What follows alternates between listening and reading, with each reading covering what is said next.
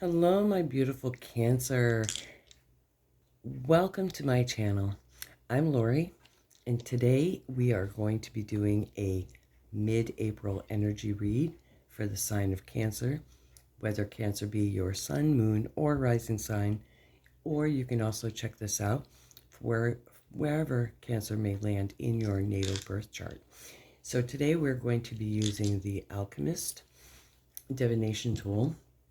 And the way this works is that it connects the four elements of fire, air, earth, and water. And they also connect to your natal chart.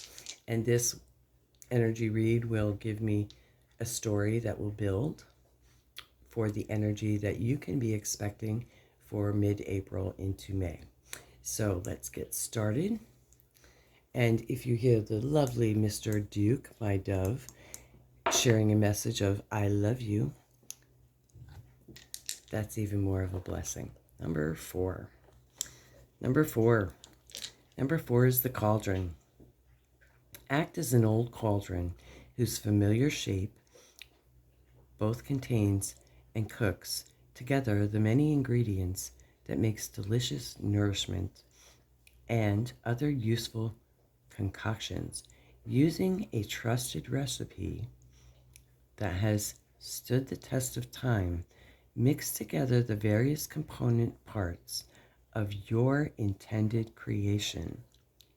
Keep your hearth fire nurtured and in a very steady and dependable manner. As you gently stir your thickened broth, remember to season it properly so that all whom plan on sharing it with will find it to their liking. So some of you Cancers are cooking up something. Now, this could literally be cooking in your kitchen, or you're cooking up some ideas that you're going to be sharing with others. Maybe you have a big idea or a project that you're working on. That's kind of what I'm getting feeling, but some of you may literally be cooking in a cauldron, which would be, in today's day and age, a pot on the stove. Okay, so air is the next element, and this is the idea that you should keep in mind while you're cooking up these ideas. Number 6. And sometimes the universe blesses us with multiple numbers, which is an additional sign and synchronicity message from the universe. The birdcage. Be aware that worry may be as limiting to your alchemy process as the bird cage is to flight of a bird. Your time is well spent analyzing your situation and your plan to change, but only up to the point where you become too attached to wanting to know exactly how things are going to turn out. You will encounter enough obstacles to your plan without placing anxious boundaries on your ability and your abilities, and thereby preventing your intuition and intuitive faculties from guiding your process. Okay, so it feels like some of you are trying to manifest something because you want to share it with others. But in so doing, you're really having the challenge of being stuck, like the bird in the birdcage, and your fear is getting in the way, and you're blocking your intuition from guiding you. And I totally understand that. Fear, anxiety, frustration, anger, that all blocks us, especially when things are not going our way. We tend to want to hold on to stuff and very tightly. If things aren't going the way we want them to, it's better to take a step back, take a deep breath, and take a break. But not let that fear and anxiety get in the way. Sometimes when we take a break and we step back, we can achieve and receive more intuitive downloads. So just a little word of advice. That's what I need to do when I'm getting frustrated. Okay, water. The emotion you will encounter.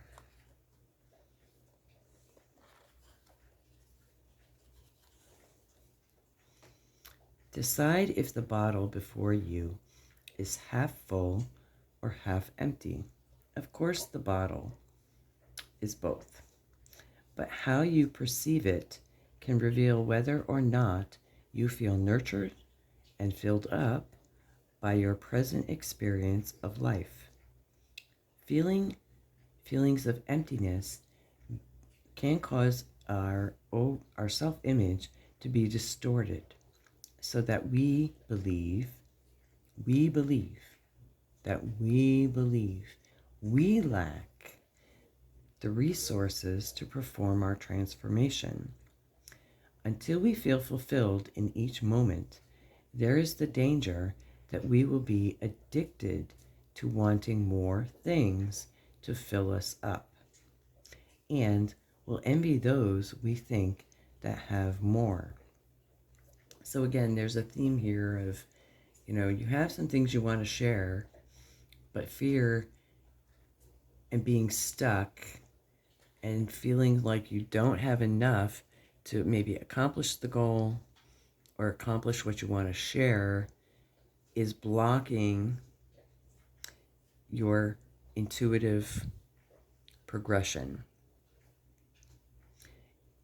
As I said in another sign when this came up, the glass is always full. If it's not filled with a liquid, it's filled with a gas. So therefore, the glass is always full. So changing our perception of how this is it half empty or half full? It's always full, honey. It's always full. So always remembering that can help alleviate some of the envy and the needing to be addicted to wanting more things. That, so many times we feel that we're not fulfilled. So therefore we need to go and fill our spaces with more stuff. Okay. So the last one here is Earth. And this is the next stage in the process. Number 9.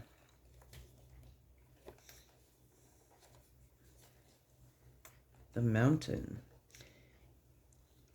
After a difficult climb, you will reach a mountaintop, the goal you have desired and worked for.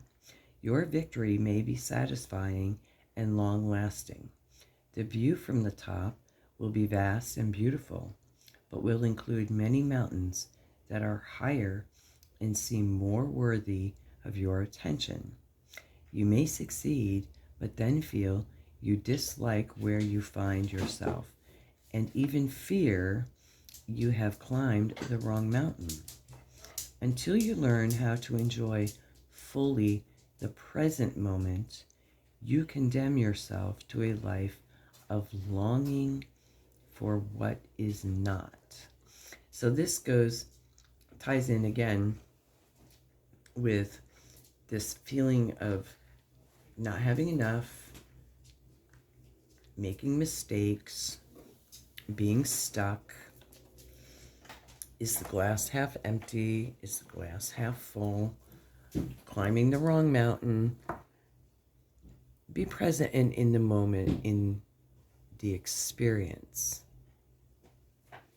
That's what the message it's coming through here. Let go of the fear. I know that's difficult to do. Focus on the positive of enjoying the moment, enjoying the process, enjoying the journey. That's why we're here, to build relationships, to build experiences, to learn more, not necessarily to conquer the mountain or shatter the glass, if you will. All right, so let's put these away and let's get a little deeper read into this energy.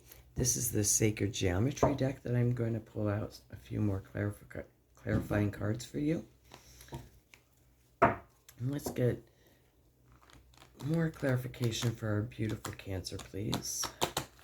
Hope you're enjoying this. It's bringing some intuitive insight into your energy for what's going on.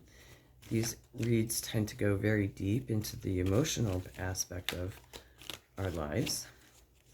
Not so much like a yes, no, or well, those are helpful sometimes too. All right, let's get a few clarifiers here.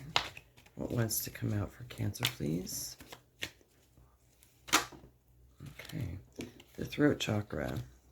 The frequency of the throat chakra, the blue flower of life, support our self-expression and our sense of peace and balance. So this I'm definitely feeling is tying into this. Some of you, when you're focusing on the throat chakra, some of you need to speak your truth. Acknowledge your fears and let them be known, but don't hold on to them. Okay, one more, please. One more. Can we get one more for our beautiful Cancer? Clarifier, please. One more, please. Shuffle. I'd like to see if there's jumpers. Okay. Emergence. The frequency of emergence invites us to approach our reality with a childlike attitude of innocence and wonderment, and watch and celebrate the beauty that unfolds from that place.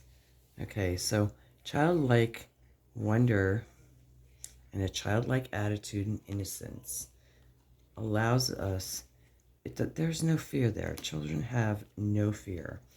Allowance, the frequency of allowance invites us to be open to whatever comes our way, without judgment, without opinion, without fear, there it is again, and without resistance. When we allow, the universe becomes our partner in the wondrous dance of existence and expansion. And the final card is compassion. The frequency of compassion supports our ability to stand by others without judgment and to be in the divine mediator between heaven and earth, spirit and matter, so that the unconditional love can flow from source through our heart and into the world. Okay, so up here is addressing the fear, and here is giving you the messages of what the universe, through sacred geometry, how to counteract this fear. Speak your truth, emergence, with a childlike wonder and allowance, and compassion. Come at these things with compassion. And one last draw for my beautiful Cancers here. We'll pull a power energy animal here for you. It's amazing how the synchronicities just come together and blend these beautiful stories that really are the energy of what you'll be encountering. So if you're feeling like fears coming up or negative thoughts, feeling stuck, oh, too many. We're going to take that one. All right, discernment. Look beyond immediate appearances. Again, childlike wonder.